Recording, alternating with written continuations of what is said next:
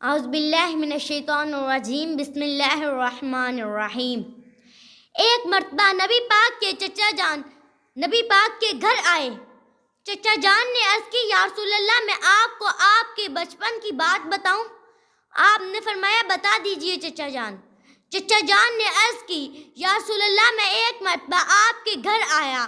آپ اس وقت بنگوڑے میں آرام فرما رہے تھے۔ اوپر چودھویں کا چاند چمک رہا تھا۔ چاند میں ہلچل مچی ہوئی تھی۔ جب میں نے غور سے دیکھا تو آپ کی انگلی مبارک پر چاند رقص کر رہا تھا۔ انگلی مبارک کا اشارہ ادھر ہوتا تو چاند بھی ادھر ہو جاتا، اور انگلی مبارک کا اشارہ اس طرف ہوتا تو چاند بھی اس طرف ہو جاتا، اور جب آپ کی انگلی تیزی سے ہلنے لگتی تو چاند میں بھی ہلچل مچ جاتی، جس سے صاف پتہ چلتا تھا کہ آپ کی انگلی مبارک پر چاند رقص کر رہا ہے۔ نبی پاک نے فرمایا، پتہ ہے چچا جان، چاند مجھے اس وقت کیا کہتا تھا؟ چچا جان نے عرض کی، بتا دیجئے یا رسول اللہ۔ آپ نے فرمایا، چاند اس وقت مجھ سے باتیں کرتا تھا، مجھے لوریاں سناتا تھا، اور مجھے رونے بھی نہیں دیتا تھا۔ پوری کائنات کی تاریخ پڑھ کے دیکھ لے، کسی کے گھر پہ آ کر چاند رکا ہے؟ صرف ایک گھر ہے، صرف ایک در ہے، وہ در مصطفیٰ ہے، جہاں چاند گزرنے سے پہلے رک جاتا ہے اور رک کر نور کی خیرات مانگتا ہے۔ نوری نوری تلوے ہیں، کیسے پیارے جلوے ہیں، چاند ان کے جلووں کی بھیک لینے آیا ہے۔ نبی پاک جب ہجرت کر کے مدینہ شریف میں آئے تو یہودیوں نے اپنے سب سے بڑے عالم عبداللہ بن سلام کو تیار کیا، جاؤ اس آخر الزمان نبی سے جا کر مناظرہ کرو۔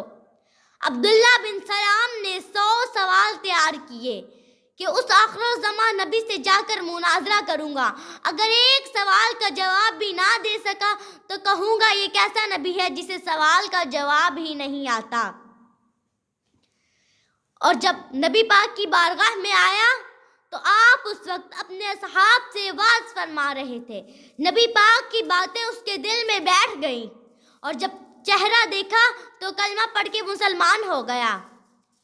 سودا لینے بازار گئے، ہاتھ اس کے بکے جس کے خریدار گئے۔ خود مناظرہ کرنے گیا تھا اور غلامی کا پٹا گلے میں ڈال کر آ گیا۔ یہودیوں نے سوال کیا، اے عبداللہ بن سلام، اگر تو نے مسلمان ہونا ہی تھا تو مناظرہ تو کر لیتا، ہم سمجھتے کہ شاید مناظرہ ہار گیا ہے اسی لیے مسلمان ہو گیا ہے، تم نے ایک سوال بھی نہیں پوچھا اور کلمہ پڑھ لیا۔ تو عبداللہ بن سلام نے جواب دیا، میں نے اس ہستی کے چہرے کو بڑی غور سے دیکھا ہے، ایسا سچا سچا اور حسین چہرہ رکھنے والا کبھی جھوٹ نہیں کہہ سکتا۔ اگر وہ اپنے نبی ہونے پر کوئی اور دلیل نہ بھی دے تو اس کا چہرہ ہی بتا رہا ہے کہ وہ اللہ کا سچا نبی ہے۔ اصحاب فرماتے ہیں، نبی پاک جب رات کی تاریکی میں باہر نکلتے تو نبی پاک کے چہرے اقدس سے نکلنے والے نور کی وجہ سے ارد گرد کا ماحول روشن ہو جاتا۔